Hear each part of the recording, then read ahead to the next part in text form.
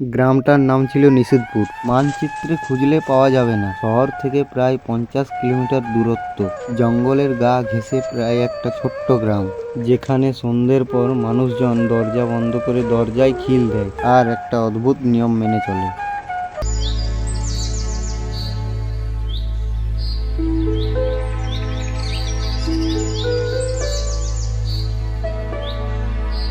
রাত 12টার পর কেউ শ্মশান তলার দিকে ফিরে তাকায় না। কেন তাকায় না, এই প্রশ্নটা আমি করেছিলাম প্রথম দিনেই।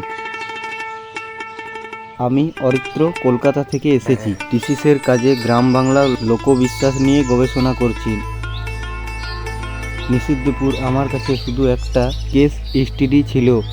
ভয় টয় তখন মাথায় ঢুকেনি। গ্রাম ঢুকতে প্রথমে যেটা চোখে পড়লো সেটা হলো সবাই আমাকে খুব সাবধানে দেখছে, যেন আমি কোনো বিপদ ডেকে এনেছি। বৃদ্ধ মুন্সি কাকা আমাকে থাকতে দিল তার বাড়িতে। সন্ধেবেলায় ভাত খেতে খেতে আমি হেসে বলছিলাম, কাকা শুনছো আপনাদের শ্মশানতলা খুব নাকি ভয়ঙ্কর? সঙ্গে সঙ্গে মুন্সি কাকার মুখ সাদা হয়ে গেল।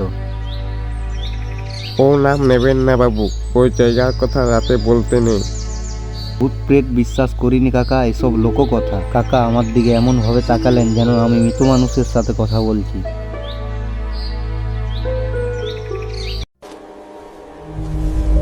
রাত 12টা, গ্রাম নিঃশব্দ। এমন নিঃশব্দ শহরে দেখা যায় না।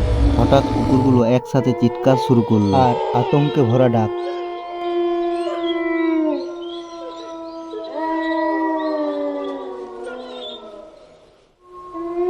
আমি জানলার কাছে গিয়ে দাঁড়ালাম।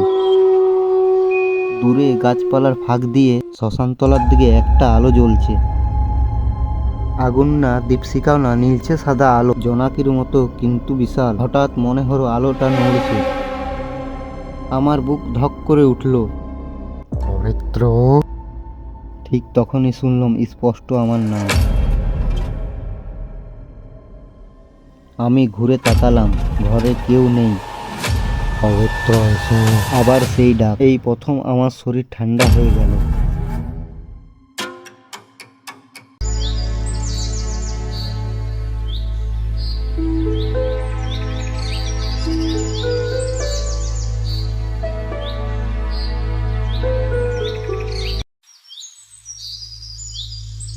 পরের দিন আমি মুন্সি কাকাকে সব বললাম।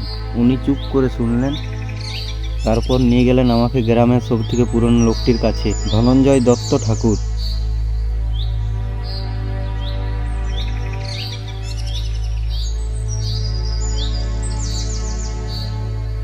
লোকটা প্রায় 90 বছরের, চোখে ছানি, গলা কাপা। তিনি বললেন, 25 বছর আগে নিষিদ্ধপুর গ্রামে একটা মেয়ে ছিল, খুব সুন্দর, খুব শান্ত, নাম ছিল মায়া। সে গ্রামেই থাকতো।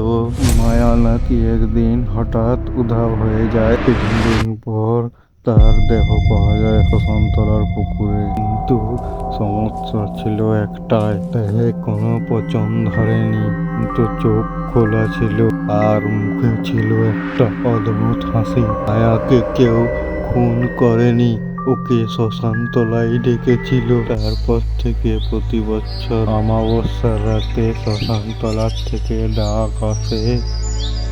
যারা ডাকে সাড়া দেয় তারা আর ফেরে না। বুঝলে অরিত্র, কালকে তুমি শহরে ফিরে যাবে। এখানে থাকা তোমার আর নিরাপদ। আমি ঠিক করলাম ভয় পাবো না, সব ভিডিও রেকর্ড করব। তখন সময় রাত 12টা। হাওয়া হঠাৎ থেমে গেল। হঠাৎ আমার কানের পাশে ফিসফিস শব্দ এলো। আমি ঘুরে তাকালাম, দেখি কেউ নেই। আমার শরীর ঠান্ডা হয়ে গেল। হঠাৎ ঘুরে দেখি আমার ক্যামেরা মাটিতে পড়ে আছে। আবার সেই শিয়ালের ডাক। গোটা শ্মশান তলা কেঁপে উঠল। আর সামনে থেকে যেন কেউ হেঁটে আসছে আমার দিকেই। কিছু দূর এসে হঠাৎ থেমে গেল। আমি লক্ষ্য করে দেখলাম সেই মেয়ে মায়া।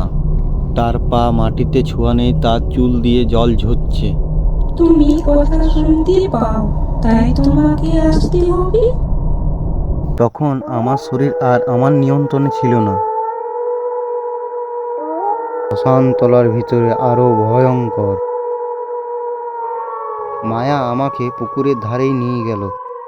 জলেই তাকাতে দেখলাম আমার নিজের মুখ মৃত। তখনই মায়া বলল, তুমি ভয় পেও না। তুমি এখনো পুরোপুরি মৃত হয়ে যাওনি। আমি বুঝলাম সত্যটা, এই গ্রামটা জীবিত আর মৃত্যুর কাছে আটকে আছে। আমি কাঁপাতে কাঁপাতে জিজ্ঞেস করলাম, তাহলে কি তুমি মুক্তি চাও? সে মাথা নেড়ে বলল, না না, আমি চাই সঙ্গী। ঠিক তখনই পুকুরের জল নড়ে উঠল মায়ার চিৎকারে। ঠিক তখনই মায়া আমার গলা চেপে ধরল। ঠিক তখনই দূর থেকে ভেসে এলো শঙ্খের আওয়াজ। গ্রামের লোকজন আসছে। মায়া চিৎকার করে উঠল, তার মুখ বিকৃত হয়ে গেল। তুমি আবার আসবে, শুনতে পাও যারা তারা সবাই আসবে। শেষ না শুরু আমি জ্ঞান হারাই। আমি চোখ খুলে দেখি আমি মুন্সি কাকার বাড়িতে। তারপর আমি শহরে ফিরে যাই। টিসি সম্পূর্ণ থেকে যায়, কিন্তু গল্প এখানেই শেষ না। কারণ আজও গভীর রাতে শহরের ফ্ল্যাটে বসে আমি মাঝে মাঝে শুনি অরিত্র শ্মশানতলা ডাকছে।